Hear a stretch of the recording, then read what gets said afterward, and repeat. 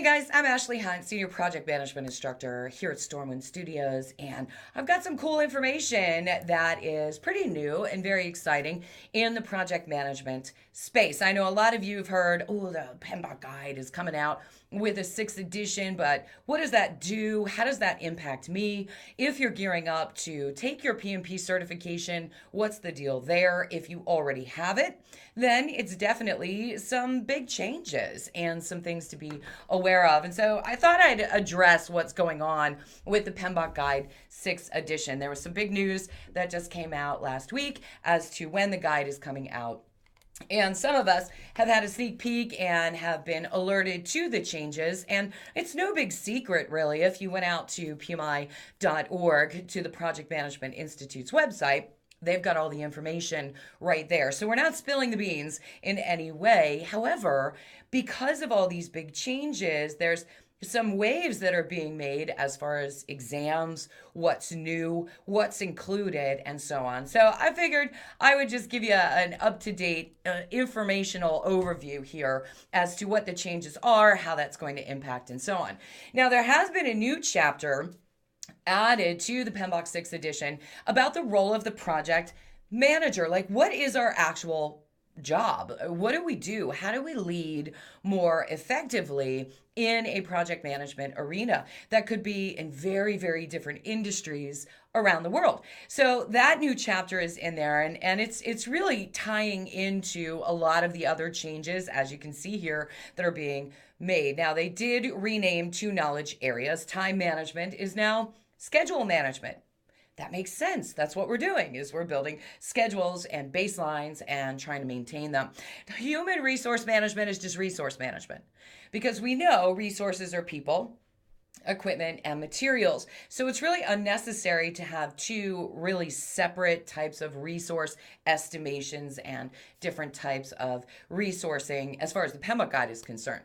Every new knowledge area now contains 4 very specific types of information, which is really cool because they start out with what the key concepts are. Like, what is it that this chapter is trying to accomplish? What are some of the trends going on that they found out in that role delineation study? What are some of these emerging best practices that project managers around the world are utilizing effectively?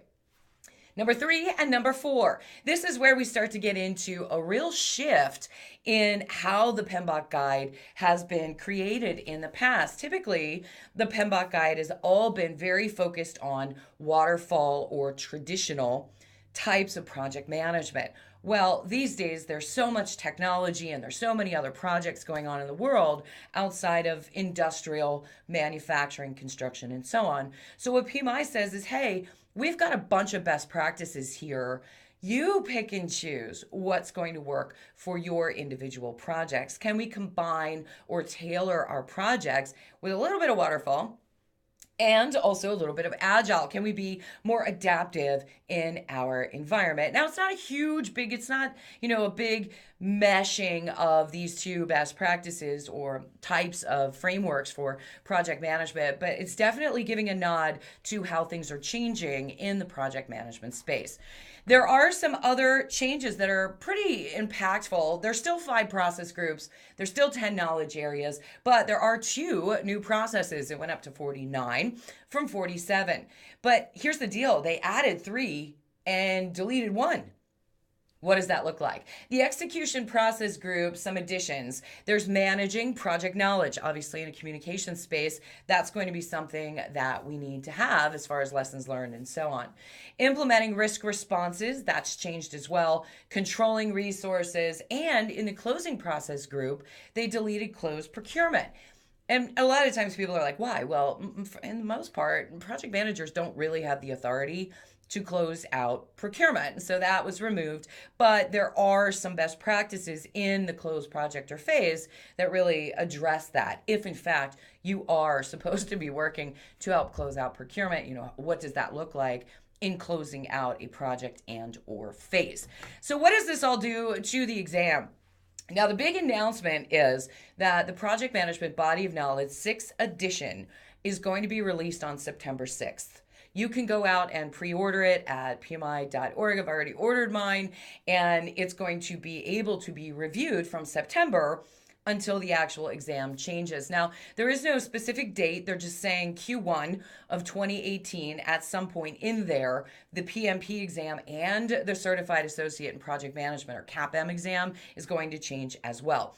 If you are planning on taking your PMP or your CAPM exam, I highly recommend you get in there and you get it done now, because with all these changes and the exam changing in January, there's going to be sort of this crossover overlap in the way that we're teaching the courses to either wind down the 5th edition or to gear up for the 6th edition. So if you plan on taking your PMP or CAPM after January, then maybe go out to pmi.org and pre-order your PMBOK guide. Now, here's the other piece of this.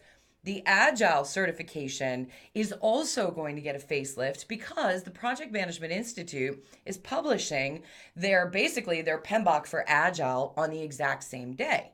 And so what's going to happen with all these exams is they're really going to get a shake-up and go through all of these changes with new, better, best practices. So if you're planning on taking your ACP, I highly recommend you also check out their practice guide that is coming out on September 6th as well. Actually, they have like a bundle deal going on. So if you purchase them both at the same time, you get a discount. If you're a member, obviously membership has its benefits, but anytime you want to get any up-to-date information, just keep checking the websites. You can go to stormwindstudios.com. You'll see the updates, you'll see the class dates and when things are coming out and so on. And also, obviously, pmi.org. That will give you all the updates that you need. So hopefully this helped give you some clarity on what's going on with these exam changes. And certainly it's very exciting. There's a lot of new stuff coming out. And I'm really, really excited to get my hands on both of these books, read through them, and gain some great knowledge on project management in general. So hopefully this helped give you some additional information.